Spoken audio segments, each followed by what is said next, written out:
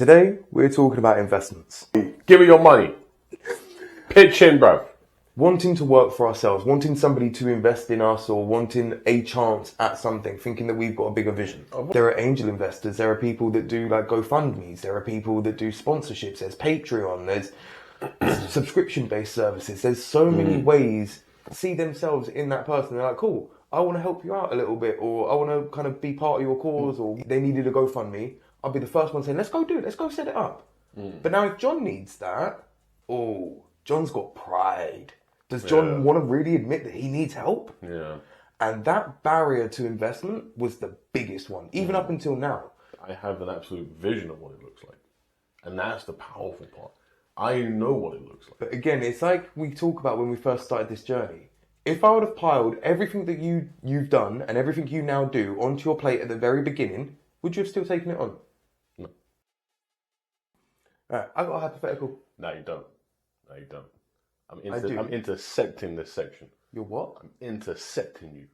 Okay. With Big Dave's Did You Know?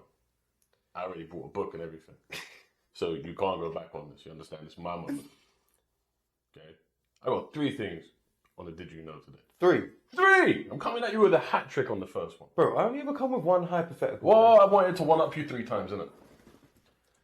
I got 2 from my book and 1 from my heritage. Which one do you want first? Definitely not the heritage. You don't want the heritage? No. It's my heritage. Yeah, we'll get to that one. We'll save that That's one for all the football fans out there. You want the book first, of course. Book first, yeah. I found 2 interesting ones in this because I looked at them and went, well, of course, but didn't actually really think about it until I saw them in the book. Go on. So you know they do like horse events at Olympics, right? Yeah. Right. So you know how all the athletes are tested for PEDs, performance enhancing drugs. Mm-hmm. You know that the horses are tested too. I mean, the thing is, when I first saw it, I was like, that's logical. But it never crossed my mind until that moment. Hold up, bro. We've worked at the horse races. Of course they test the horses. Like, I mean, don't get me wrong. I mean, I don't think they do racing in the Olympics. They do like show jumping and stuff. But, well, I can't do steroids. But I can give this boy some stuff. Yeah. You know what I mean? Like this, oh, you want to put that 10 feet high? You think my horse is going to miss that jump? Nah. Again, like... It makes so much sense. Yeah. And the fact is that for them to test the horses, which, and it says in here, it's true, and they have tested positive more than once, people are drugging their horses to try and get gold medals. Oh, bro. And the idea of that just makes me laugh. It's just like, Pedro, you are going to be a stallion. And how much would you need? I mean, they're units, bro. You just got to ask yourself if it's a question of like 1 for you, 1 for me, 1 for you. And I think you just it'd be more like walking down with the horse. I think it'd be more like 5 for you, 1 for me. Depends how big dude is. You get somebody walking down like Rich Piano with their pony. Like, freaking. It's funny that picture I see. You ever seen that? I think it's like a Georgian horse that's just absolutely stacked. Oh, did you ever see the Family Guy episode where he gets to wham pig? And there's also the second fact, and then again, the logic doesn't work with this one for me. But did you know that the can opener wasn't actually invented until about 50 years after the can was? So how were they opening cans for 50 years? What, with a hammer and chisel? It's going, oh mate, I need my tuna, man. I've been in the gym. Unless they're talking about like the rotation style one, like no, can openers in general. Because the ones before the rotational ones, I saw like something like a hook recently knife thing. Weird things. Yeah, it was like a hook knife thing from like, you seen like old war films and that, like people just going around the side of a can. Imagine inventing something and going, oh, this is brilliant. I've sealed this. Oh, I don't open it. This is going to be... So how did you proof of concept the cans actually worked? Because there was no... How were you opening them? Well, if you know how people were opening cans before they made any kind of level of can opener, let me know. Because I'm genuinely interested, because my head just says, well, cut it open. But then, did they have, like... It kind of reminds me of, have you ever seen the picture of the first camera? And then there's just a comment under it where it's like, who took that picture? Very similar situation. Suspect this, isn't it? Oh, that's the second camera. Oh, okay. But like, yeah. Yeah, it makes sense, but yeah, you never thought about it. And what is the one from your heritage? The one from my heritage. So most of you may not know, but I'm actually half Scottish. But If he ever shuts up about it. do you know what the national animal of Scotland is? Stag? The unicorn. Oh, you told me this before. And you've fallen for it, hook, line, and sinker. Heritage. It's my heritage. So you're a unicorn or a eunuch. Yeah, baby. Well, I'd be a terrible unicorn if I was a eunuch. Exactly. Moving on. Is that a hypothetical? No. Would you rather be a unicorn or a eunuch? But it beautifully actually kind of ties in. And will be a very weird segment between this and the actual episode. So, hypothetical question. Is, say you had an 80-year-old spinster that is banked. And she just wants one night to feel young again. What is Dave's price for a go on the Davy go round? What makes you think I want a price for one night? Bro, I'm working in long term and getting into that will. No. Bro, I'm getting into that will. that's not an option. I'm coming for all of it. I don't want a one-off payment. I want the estate. You only get one spin. A bad man. She only wants one spin, yeah. But what is Dave's price for like? Nah, bro, that's she, what she wants. She'll take her dentures out and all sorts. That's what she wants. What do I want, bro? I want the estate. How How long you got left? You got any pre-existing? I'd be there with a par Q, bro, going, any existing medical conditions, love? Any angina? No. Inflamed arteries? Alright. So ideally, Arthritis? you want the estate. Any terminal diseases? No. Oh, God. Asthma. Ooh, I can't remember that. Any allergies? That's got quite dusty. It's not the only Hello, thing that's mate. going to be dusty. Yeah. You want to come down? I've got a 5-bed mansion. What do you mean? Long story, mate. Come over. Right. So now, dial it back. What is the minimum she could give you to make that happen? Oof.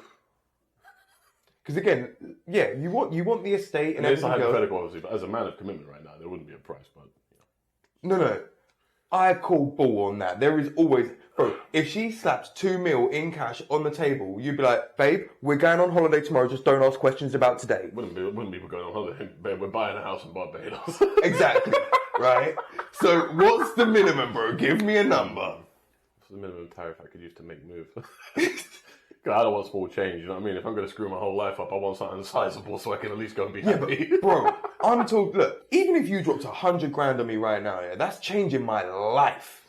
So all of these people that are saying millions, this, that, and everything now, you can dial that right back down. Yeah, no. Do you know what I mean? Like, so even if it was 1 mil, okay, that's 10 years of living 100 grand a year, just cool, for one night with an old lady. I'm down. 50 bags.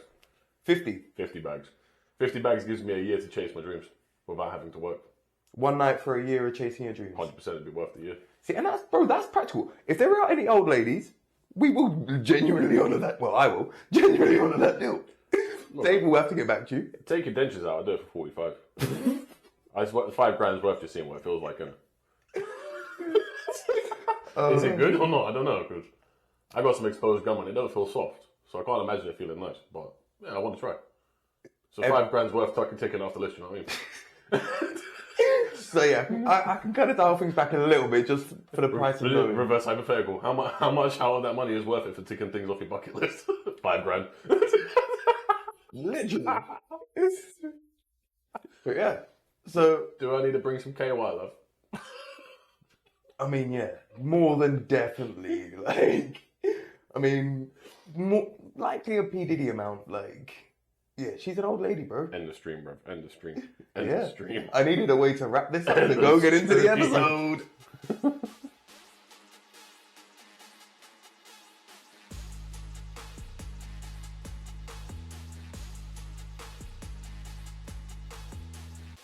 What's going on, beautiful people? This is the Perspective Chasers podcast. I'm your host, John. And I'm a unicorn. We, in more ways than one. Today, we're talking about investments and the mentalities behind it. Like, this is something that I personally have started to come into, and even my bro Dave is kind of thinking about now. So, give me your money. I'll make it worth your while. Give me your money. Pitch in, bro. But there is so much that kind of entails to get to that stage of when you're ready for investment, and then everything that comes after that. Like for me, it is a absolute minefield. And hopefully by kind of putting it out there and talking about it, it's going to kind of teach me some stuff, and just even admitting the fact that like you don't know about that side of the world, or those types of things. Like there's a lot that can be gained from admitting that you don't know something, but suffering in silence doesn't help anything. And that's what I think we've both been doing until this point, no? You bought in one ways on one. So that's like, bro, how long have we both been doing this now? Like content and all of that, or not even content. Wanting to work for ourselves, wanting somebody to invest in us, or wanting a chance at something, thinking that we've got a bigger vision. I've wanted to work for myself for quite a while, but content-wise, I would say probably about a year and a half, on and off. Like, not as consistent as someone like yourself, for example, but definitely been in the arena for a little while now, trying anyways. Right, but then look back to when we was in security and we wanted, again, to set up our own business and everything else. If we had somebody that was there at that time saying, look, here's the opportunity, we would have gone for it. Yeah, most likely would have gone for it. But then how many things would we have kind of had a baptism by fire, and how many mistakes would we have made, this, that, and everything else? But at least we would have learned those things. Same with like when we first started the road to content creation. You learn so much in starting that thing. And even now, looking at investments and everything else, like as soon as you actually start looking at investments, you find out that there's more than one type of investment. There's more than one type of investor. Do you know what I mean? Like there are angel investors. There are people that do like GoFundMes. There are people that do sponsorships. There's Patreon. There's subscription-based services. There's so many ways in which you can have people investing in your project that it's not as kind of cut and dry as I first thought, for sure. But that's very true. That's very true. It's a weird one, isn't it? It's like, even like for me recently, I've been thinking about just having like maybe a couple of different links on what I do, so that people, if someone wanted to just throw in a couple of quid, they could. But even that in itself is a weird catch-22, because part of you is just like, well, the option's there, isn't it? You know, if someone actually likes what I do, then fair play. Like I would do similar if I really wanted to, you know, and be like, yeah, I'll throw you a couple of quid because actually you entertain me quite a lot. But then there's the other part of it that's just like, I don't want to ask people to do that. yeah, Like those kind of people you're asking may not necessarily be, you know, mega rich people who are willing to invest. They might be people who just got a little bit of loose change and think, okay, fine. And that throws a weird paradox in my head. You know what I mean? Where it's like you don't know the background of the people who are doing that. So it feels weird in a weird way. Yeah, and you touch on a couple of things, and one of those things is my biggest kind of barrier that's kind of been holding me back from this idea of investment this whole time, but which I'll get into in a second. But the first thing is, like, I think that is more people that kind of subscribe and give to charity are the people that ain't got tons, but they've got enough. They're okay. Do you know what I mean? And they want to see somebody else succeed. I don't think it is the people that have the millions and the mad abundance that is out there doing all these subscriptions. It's the people that have just enough to spare, and they can see themselves in that person. They're like, cool, I want to help you out a little bit, or I want to kind of be part of your cause, or whatever else. And that goes a long way. But becoming that type of person that is willing to ask for that, like, bro, if I was asking for somebody else, I would be out there on the streets asking for money. If somebody needed an operation or whatever else and they needed a GoFundMe, I'd be the first one saying, let's go do it. Let's go set it up. But now if John needs that, John's got pride. Does John want to really admit that he needs help? Yeah. And that barrier to investment was the biggest one, even up until now. I've been working on the pod in relative silence, keeping it like, especially off of like my personal stuff and things like that, where it's like, well, I just want to work on this and get better in my own right and da-da-da-da-da-da. But now it's come to that point of I'm so heavily invested personally and I've put so much time and effort into it that I'm proud of it, that I see it's worth investing in, and I can see that I am now worth going onto the streets and saying, invest in me. It's not that same, it's not a negative, do you know what I mean? It's not a case of, I can't think of a better way to say it, but It's not a case of it's a negative like you're begging on the streets or whatever else. You're asking for an opportunity and you're asking for help, and that's okay. Whereas so much of kind of life tells you that's not okay, especially for a man anyway. It's like you want it, go out there and work for it and get it. And well, yeah, especially with our backgrounds, we're both blue collar boys, like working class backgrounds. There's a lot of pride in that background. There is a lot of I do it myself, and I will grind it myself, and I will do what I need to do to get and there is to the next day, to the next week, or whatever. So like, that's a hard barrier to pass. The thing is, and there is a lot of value in having that level of pride and everything else. But at the same time, there is also a lot to be gained from working together and admitting that you ain't the best. But like, again, if we dial the clock back to where we're hunter-gatherers and everything else, if you try to be the hunter, the fire maker, the homemaker, the this, the that, and everything else, you can't do all of those skills. One person has to monitor the fire. One person has to go out, and you kind of segregate and delegate and split up a little bit. Yeah. Whereas if you're one person trying to split yourself into 7 different people or whatever else, because you can't let go of the reins or you can't admit that you need help. Like, bro, I have met so many people like that in my life and again, I'm one of them. I see him in the mirror every bloody day. That I try to do everything because one, it makes me feel good about myself because I like succeeding where other people fail. It strokes my ego. But also, like, I'm the only one that I can rely on in that sense. So I'm like, I've got to run around. I've got to do everything. I need to sing the theme tune. I need to write the theme tune. I need to perform the theme tune. But you don't. Yeah, but without going into too many deep things, that's born from having had to have done that when you were younger. Yeah, but what I'm saying is, if that makes sense, like that. Yeah, but that it don't have to be that way though, and it's about that unprogramming. But that's the thing. That kind of mentality is bred. Like that's not just like I woke up one day and was like, I have to do everything. No, that's come from a place where that was already happening. But this is the thing. That's really hard to break down, and like you have to actually drill really deep to understand why that's like that, and well, how do I fix this, and how do I realize that actually it's not a bad thing. Like if someone wants to invest in something, they want to help you. They want to give you what you need. But bro, because there's a chance that they get something back from that, so it's mutually beneficial. You see my point? But even still, there was me 5 years ago wouldn't have been able to accept that. It's like, okay, cool, yeah, like now I can understand the symbiosis of that relationship. So now, for example, if somebody said to me, cool, I'll invest 50 grand in you. And a year later or whatever else, I paid them back with 10% interest or 20% interest or whatever else. And they tried to say, yeah, but you wouldn't be here without me. I could handle my heart without feeling bad, say, yeah, but you wouldn't have had that extra without me. So, tit for tat, mofo. 100%. Do you know? But, again, 5 years ago, I wouldn't have been able to do that. That would have made me feel bad about myself.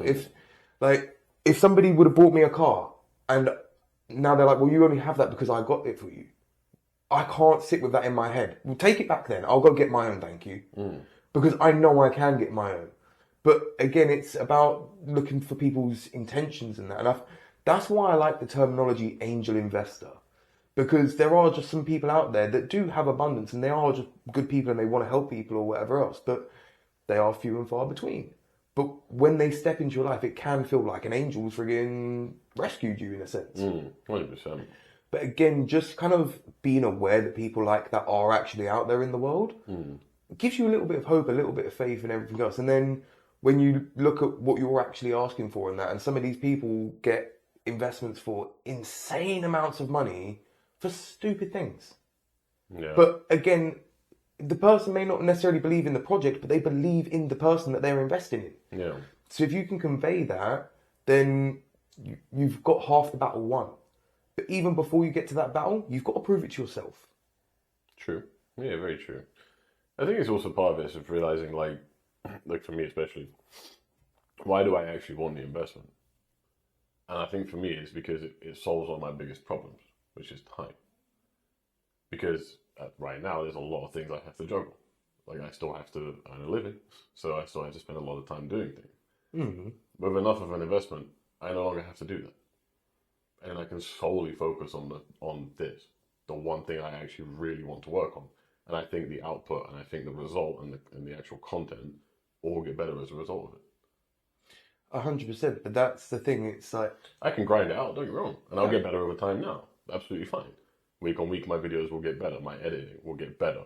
I'll get coaching. My golf game will get better. Like layouts will get better. All that stuff will come naturally.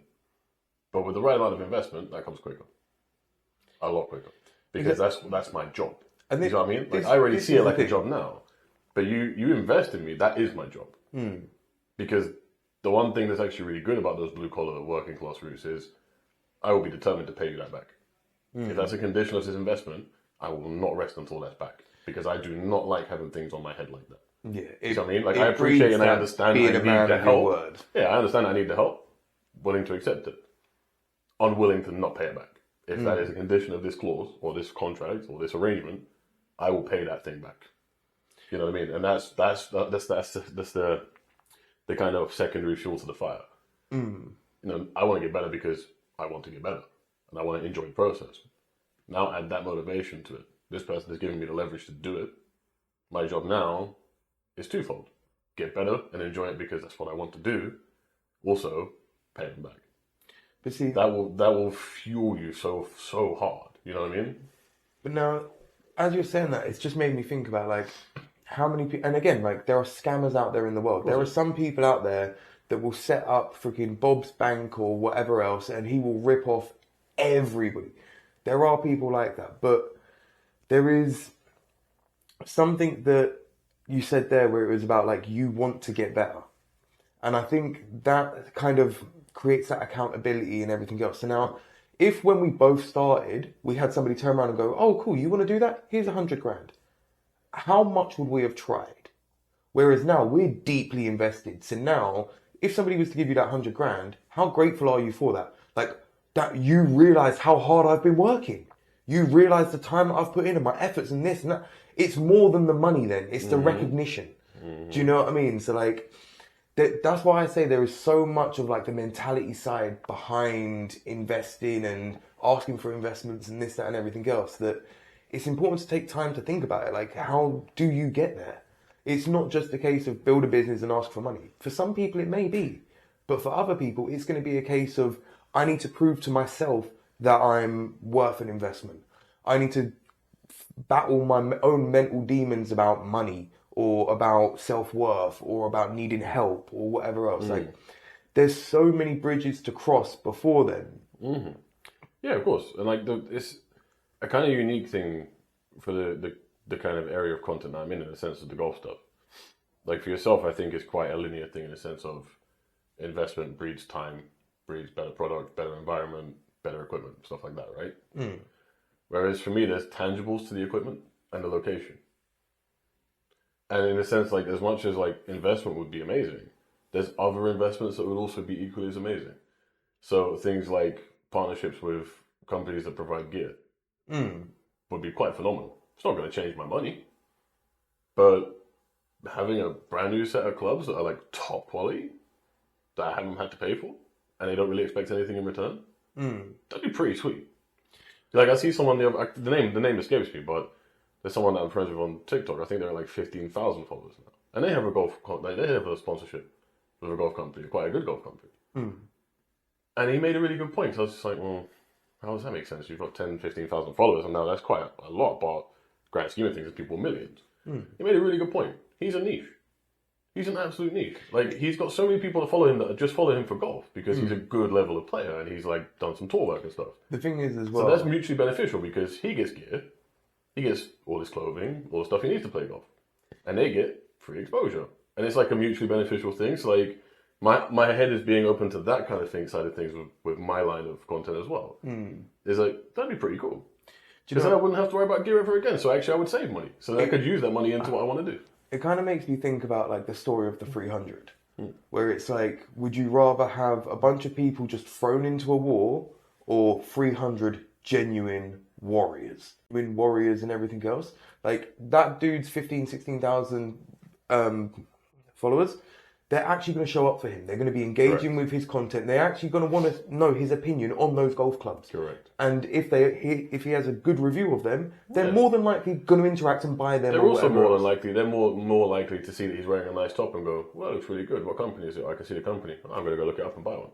And they just made a sale through. Okay, we're just giving you some stuff, but they'll make it back, and it's mutually beneficial. This is the thing. And again, like there is so much value to be found in somebody's word and somebody's vouching for it. I think you said it earlier on. I don't know whether it was on the pod or before the pod now. My mind's kind of losing its kind of continuity. But about a golfer that is very specific about how he associates his brand. And some people are just willy-nilly, they will sponsor anything. And if you see that person promoting something, the chances are you're not going to buy it. Whereas if you know somebody's very particular about the things that they get behind and the things that they endorse, you respect their opinion far more. And as a result, you're going to have far more of a likelihood to take action from their opinion. Correct. But again, it's that kind of idea of quality over quantity. Do you know what I mean? Like, would you rather pay a bot to farm you 1 million subs or have 10,000 genuine people that want to hear from you? Correct. I'd rather build the niche community. It's more powerful. 100%. It's also more interesting to what you want, you're actually putting out there, right? As well, it's more fun. Yeah, but that's my point. Like, you know, if you think about the things that we're doing, you have 15, 20,000 followers that are very much in tune with your product. Every episode, you have genuine conversations with people about the perspective that you're putting across, because then you're getting theirs. That's what builds that community. Yeah. It'd be the same like me if I had 15, 20,000 followers that were all just golf fans.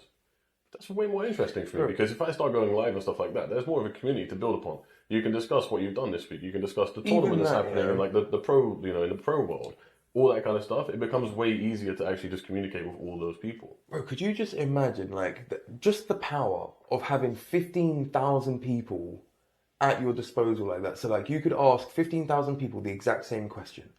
So imagine what you wanted to run an experiment or whatever else, or you wanted to find an anomaly or whatever else. Like, or like we said before in a joking way, if you wanted to do like a massive Mexican wave, imagine you got all of your subscribers on Google Maps to do a Mexican wave or something ridiculous. Do you know what I mean? Like, it's also just knowing that you have that many people that...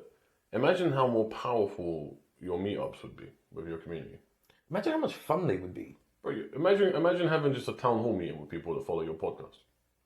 Imagine how like entertaining and engaging it would be to get that many perspectives on things. And this is what I'm saying. You see my point? Or like how engaging it would be for me to run a golf tournament somewhere, knowing that there's actually a few hundred people from my community that go, hey, let's all meet up and have some fun with this. It's way more powerful. Bro, just being that kind of binding agent that brings that many people together. Again, like, wait, what these 15,000 people have in common primarily is me. Like, that is mad.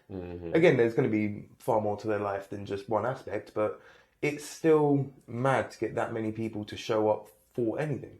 And again, like, if you can do that, by all means, you're worth investing in. But then by the time you get to that point, you kind of don't need that investment, really. Like, it's one of those things, like, it's almost a snake eating its tail.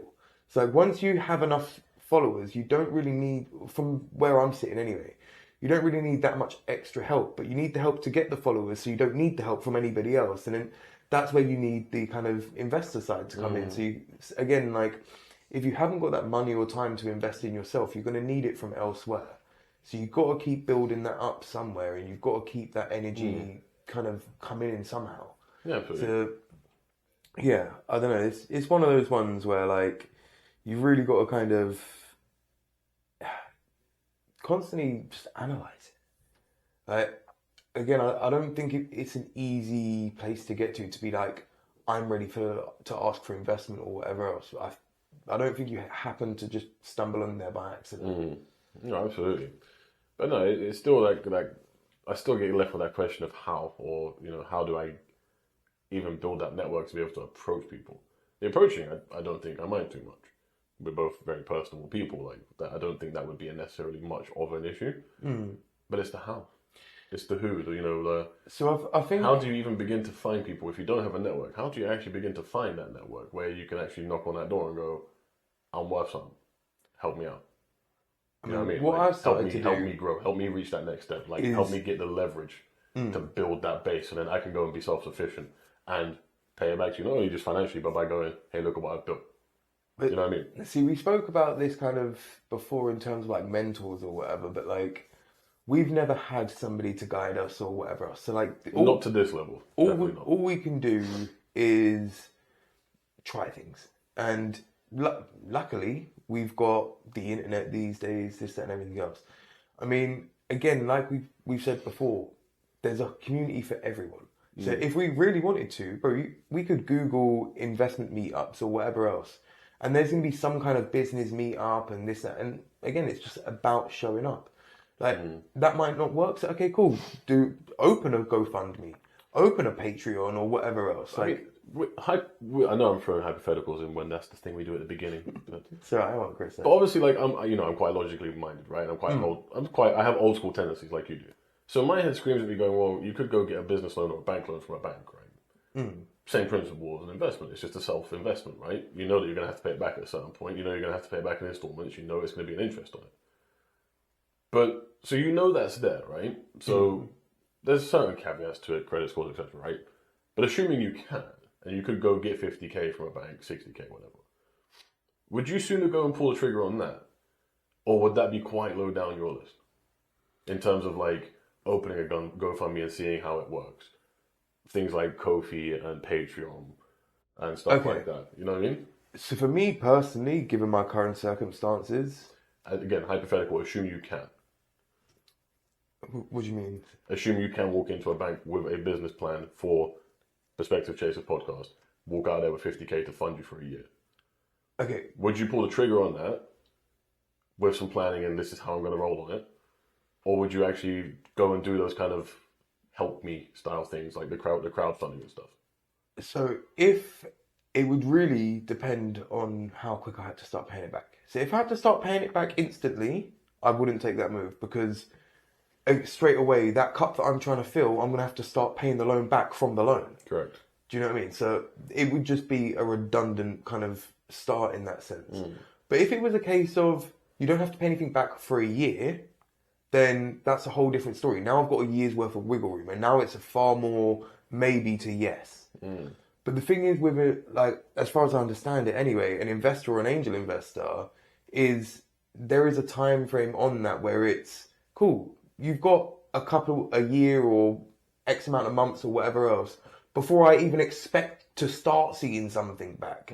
So the expectations are more managed. But even still, this is talking about it from what I know now. I haven't gone into a bank and they might turn around and say, no, mate, you've got 24 months before you've got to start paying this back. And in that case, why am I sitting here going, somebody invest in me? Yeah, I mean, because I'm quite interested. I mean, because that sparked out of nowhere, I get it. But like, I had some literature come through from my bank this morning about bank loans. And out of just sheer randomness, the top limit they were offering was 50k. And I saw, but the first thing I did was look at the interest rate and go, leave me alone. It's like 7%. But I didn't look at anything else into it. So your total that you'd pay back would be close to 55 grand. Bro, that's not bad. No, but again, right now, with my current circumstance, I was just like, you missed me with that. But I didn't look further into it because of that initial miss me with that. But at the same time... But your point there, well, if there's a certain period before we expect return on this, why am I not pulling the trigger on that? Well, look, bro, again... You see my point? Like, worst case, for my circumstances, right? What's the worst case on that? Very little. Well, I've tried, I've had a really good shot at my dream. I've just got to pay it back. Okay, well, there's monthly payments on that have the interest, but we've already agreed that in the terms anyways. So that's going to be there regardless if I make it or not, you understand? You know what I mean? If we play this out, right... So that gives you a year out of everything. Knowing, and this is not arrogant, but we have experience between us of certain industries and stuff like that, right? Like, I've got 5 years of working in the fitness industry. I could walk back into that industry and grind just as hard and build my way back up. And again, if we're being realistic, how far up that ladder are we? I'm definitely maybe on the first run. Well, I'm at second rung, some supervisor level as well. But so that experience again, I'd be able to walk into things. I'd still say you're probably on second run, even if we're looking in terms of like quality of life, this, that, and everything else, right? I was just talking pure career standpoint in a sense. Like, yeah, but I'm supervisor would be that next rung, I guess, because obviously we're not like.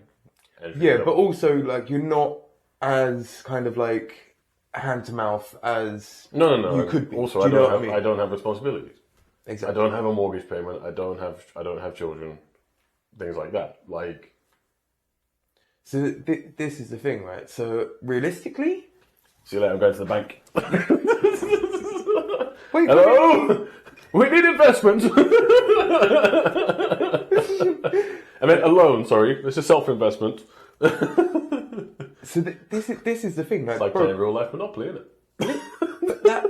bro, that is the thing. That game's easier to play because it's not real money. It's somebody else's money.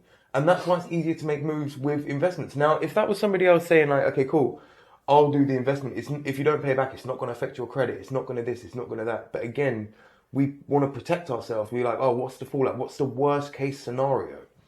But the worst case scenario is only the worst case scenario. There is plenty more scenarios before there. And again, like, bro, for some people, what they earn in a year, another person is spending on a meal. And I'm sorry if that pisses you off, but it's reality. Different people have different standards of life. And it's really about what you're willing to accept. So now if you're willing to accept that you're not worth that investment, or if you're willing to accept that you are worth that investment, that's going to be your make or break moment. So if you think you can stand there head high and say, I want your money, whether it be to a bank, to a millionaire, to a bunch of brokies that just want to be fans and want to invest £3 a month or whatever else. It's about being able to walk through that door. If you can't walk through that door and you don't have that idea of self-worth in yourself, it don't matter how much money is sitting on the other side. It don't matter how many people are offering it to you, because you won't go get it. You have to go get it. And that's why, like, I think the mentality side of kind of seeking investment is so important. Because unless you're there in your head, it doesn't matter what your product is. You can have the best product in the world, but if you don't believe that you're worth investing in or your product's worth investing in, it might as well rot on the shelf. Yeah, and I think it's the thing that this has actually been a rather enlightening episode of the podcast for me. But that's the thing that I kind of look on here, right, is understand from my mindset right now is investment is just your way to fast track your project. Yes, it's nitrous. It's career nitrous. It's literally nitrous, right? It's that shot in the arm. It's not you saying that you can't do it. It's not you saying that you won't do it. And it's not you saying that you're too broke to do it. The point is you could grind away at your own, passion project until it becomes something for 10 years before you start seeing something happen because you're juggling everything around it. Or you could go out there, seek that shot in the arm, and slice that. Bro, and actually, in 10 years, instead of being like, oh, I finally found something, be sitting there going, this is mine. Bro, again, like, if you take a second to put yourself in that investor's shoes, if I see somebody that is in front of me that says, look, I'm going to succeed, whether you invest in me or not, I'm going to succeed. If you invest in me, I'll succeed quicker. But even if you don't, I'm still going to succeed. That person's worth investing in. Opposed to the person that goes, well, if you invest in me, there's a chance I could succeed and I might do something good with it or whatever. No. Where's your determination? Where's your grit? Where is the, I want this, I'm going to do that? Because again, life's not always rosy. Your business ain't going to be smooth. No. So now, if money gets tight and you can't pay all your employees, who's going to go without their pay that month? You or your employees? Exactly. Because a successful business pays their staff first. And that's the thing, like, all of this stuff comes slowly. It comes over time. And again, you have to prove it to yourself. Even with this whole idea of the pod, I started this with the idea that until I get to 100 episodes, I don't even know if I like it. I don't even know if it's a good thing to do. Bro, that was nearly a year of my life that I, frankly, didn't necessarily have to spare. No. But that's, again, bull, because I did have to spare it. I just didn't want to because it was quite uncomfortable. But, hey, uncomfortable makes you better. 100%. I mean, parallels with me, really. I've been doing it for just, as I said, year and a half. And that's a fair amount of time to gauge if you actually really want to do it. And the outcome is, yeah, damn well do. So then go for it. I have an absolute vision of what it looks like. And that's the powerful part. I know what it looks like. But again, it's like we talk about when we first started this journey. If I would have piled everything that you've done and everything you now do onto your plate at the very beginning, would you have still taken it on? No. It would have been really disheartening, huh? Big time. Like you have to be a frog in that slowly boiling water because you climatize to it over time. Like it gets hot and bubbly in here. Like it's not always sweet and rosy. So, but again, that takes time to build, and we're always living a life in a rush and saying we don't have enough time. But until you start taking that time, you're never going to have that time. Absolutely not. Is there any more you'd like to say about investments before we wrap this bad boy up? No, but I'll give you my kind of closing thoughts, I guess. Go for it.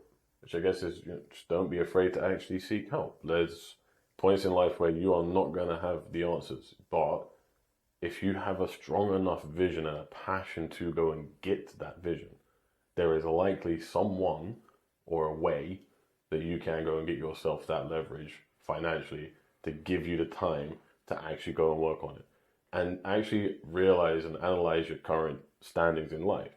You could be a bit like myself where you can afford to take a risk right now. And the question I would ask myself is, in 10 years when I can't afford to take that risk anymore, if I didn't take it, would you regret it? 100%. So if you're in a spot like me, actually take some time, set yourself some goals, and go and get it done. Because that is exactly what I will be doing as soon as he finishes wrapping this episode up. Again, I think it is like we said in the previous episode, like we joke about it and everything else, but make sure your goal is smart. Like, there's a reason that acronym works, bro. Yeah, but it actually works well. There was never a joke about the acronym. It was a joke about seeing if you could remember it, because I just found that entertaining. I know. The actual thing itself works. That's why it's used in business. That's why it's used to manage teams. That's why it's used. It's a proper tool. But that's the thing. Again, unlike you. I'm a proper useful tool, I think you'll find. No, it's not. It works too well. We've been too serious for too long. Yep. And that's what happens. That's why we've got to wrap this bad boy up. Well, but yeah. they could say something about that, but I won't. No, I'd rather not do that. And on that note, the seed for this episode is going to be enjoy the simple things. I've said it before and I'll say it till I'm blue in the face. Like, you can realize that there is so much more that you can kind of want for in life and need for and everything else, but there's always going to be those want and needs. So realize what you've got, realize that you have more than likely more than you need. So kind of just enjoy your life and find a way to relax into it. There's always going to be tomorrow to grind. There's always going to be other days out there, other Daves out there as well. None like me though. That is very true. But yeah, there is a lot to life. So look at everything from the little to the big. Don't just get caught up in what you want to achieve or where you want to go. All the best, and we'll catch you on the next one.